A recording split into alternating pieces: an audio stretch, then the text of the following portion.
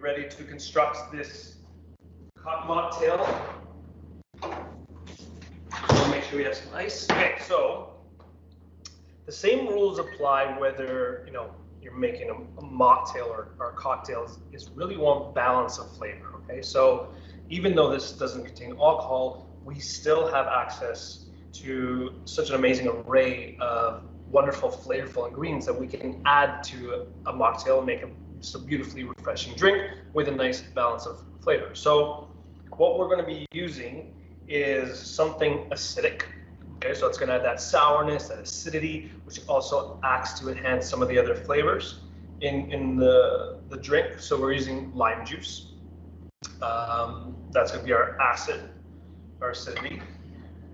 You want something sweet, so we're going to balance out that sourness, that acidity with something sweet. So we're going to be using some pineapple. And you can use fresh or frozen. This was actually frozen pineapple because we love using frozen fruits and vegetables here. Again, much more economical choice. All the prep is already done for you, and your shelf life is much longer versus if you're buying fresh. Especially if you're watching your grocery budget. You don't want food spoiling in the fridge because then that's just disappointing as well, right? So using frozen is a great option. So this is just frozen that I've let sit for like 5 minutes just to defrost a little bit. So we're going to use that. So we have our sour, we have our sweet, and then something herbaceous to kind of tie everything together. Herbaceous, I think, is a word. Correct me if I'm wrong.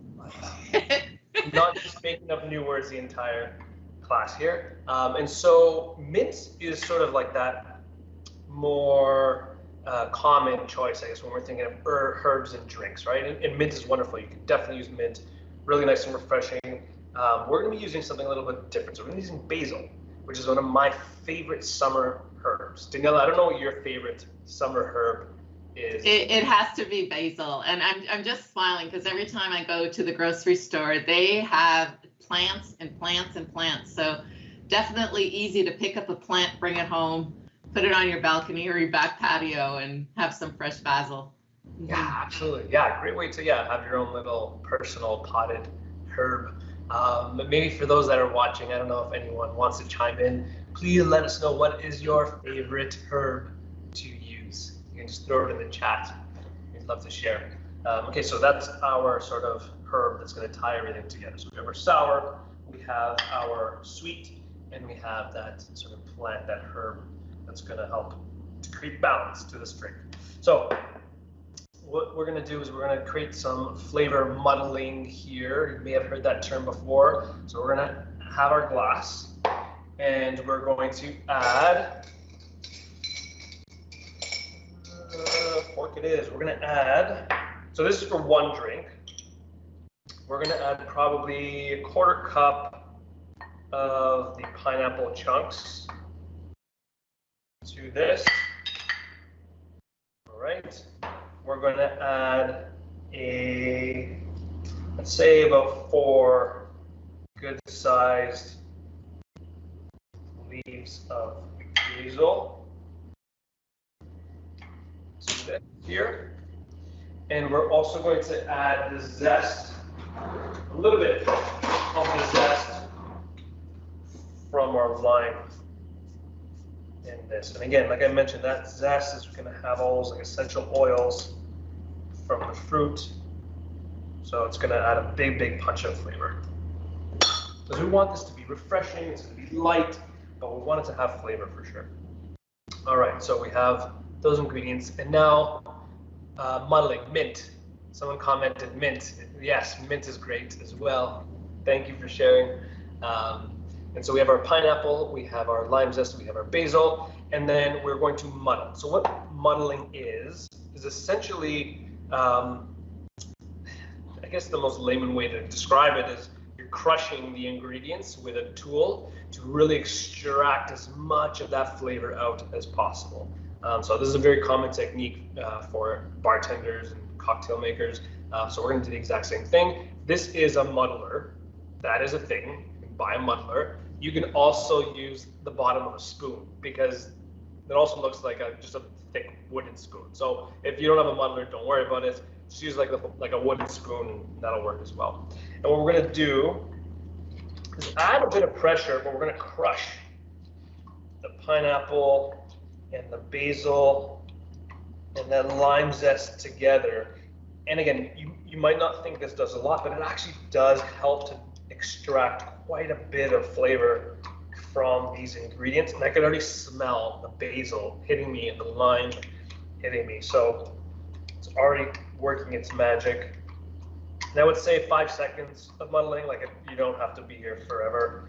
And so we're creating this almost like mash. The pineapple is turned into almost a puree at this point. And that is going to be the big flavor components for this drink. Now we're going to add our lime juice. So we're adding, for one drink, we're going to add about half an ounce. So that's about 1 tablespoon. Okay, so half an ounce.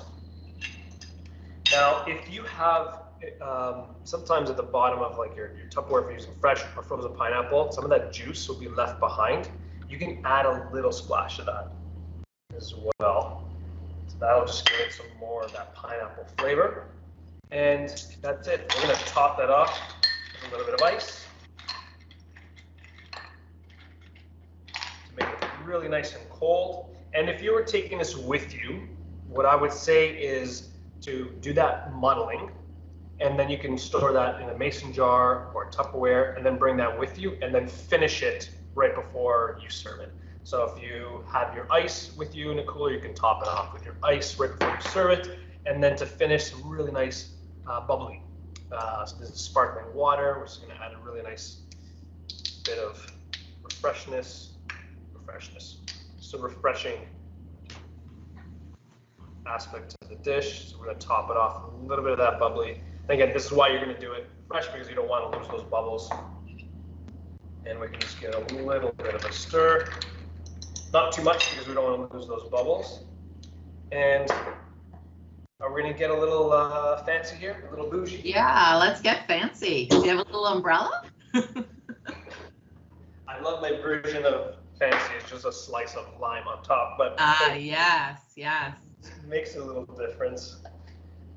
So, now, Jeremy, if someone is experiencing like a sore mouth, instead of the pineapple, what would you suggest? Oh, that looks beautiful. First of all, let me admire that glass. Oh. Okay, looks great. Looks great. Instead of the pineapple, yeah. So if the acidity in the pineapple and even the lime juice as well, if you have mouth sores and too astringent or too aggressive, then absolutely you can use a fruit that isn't as acidic. So mango would work really well, or even peaches. Like if you had some nice peach, again, frozen or fresh, either would work. Those would be 2 great options. And then instead of using the lime juice or like a lemon juice, just go for the zest. Again, the zest of the citrus is going to have a lot of those essential oils. So you're going to still get a lot of that lime flavor or that lemon flavor, or even orange, if you want to use zest of an orange in there, without adding the actual juice itself and that acidity. That's a way that you can still make and enjoy this refreshing drink without those more aggressive ingredients. Beautiful. Here's our drink. Good. Cheers. You'll have to make your own, Daniela, sorry. Yes, I know. But a plug for our ELLICSR Kitchen website. I'm sure these 3 recipes will make their way there. And also you'll have the recipes available, I think, online. Yeah, so tomorrow, for anyone watching, all the recipes will be available on our website tomorrow. And the videos from today's class will be cut up into 3 recipe videos, and they'll be available on our YouTube channel tomorrow as well. And like I mentioned, for all of our upcoming cooking and nutrition classes that Daniela and I teach, check out our YouTube channel. You can click subscribe, click the notifications bell. That sort of lets you know when we have an upcoming class. Generally, it's every Thursday of the month. So our next class is on Thursday, August 18th, I believe. So that will be our next class. So definitely mark that in your calendar. We'll have 3 brand new delicious recipes and nutrition tips to share with you And then also for more recipes. We've put together hundreds of recipes throughout the years, and you can find that on our website. So that's elixirkitchen.ca, and you can check those out as well. Anything else? Yeah, and I think to add to that, credible sources of nutrition information. So definitely the Elixir Kitchen is where to go. But if you're undergoing treatment, or I want to remind you that the dietitian may not be at the forefront of the team at the clinic, on the floor. So if you're having issues with, even taste changes, or you're losing weight and you don't know why because you're still eating like you did before, or you're just not feeling, you have some fatigue, let's say, it's good to just mention it to your team. There is usually a dietitian as part of the team. They may not be able to see you right away, but at least you can be put on the wait list. And then in the meantime, you can visit the Elixir Kitchen website, because the recipes are there also categorized based on your symptom. So there's some good information you can find there in the meantime. Yeah. Wonderful. That's it. Thank you so much, and thank you everyone for joining us today for our Community Connections Cooking and Nutrition class. And if you haven't checked it out already, we had 2 amazing presentations a little earlier, talking about some of the resources available for the UA cancer community. So you can check those out in our Community Connections playlist. It should be down below somewhere on our YouTube channel. But until next time. And enjoy the summer, stay cool, enjoy your outdoor cooking and picnics, and stay hydrated. Yeah. Stay hydrated, yes, absolutely. Thank you everyone for joining us. Bye.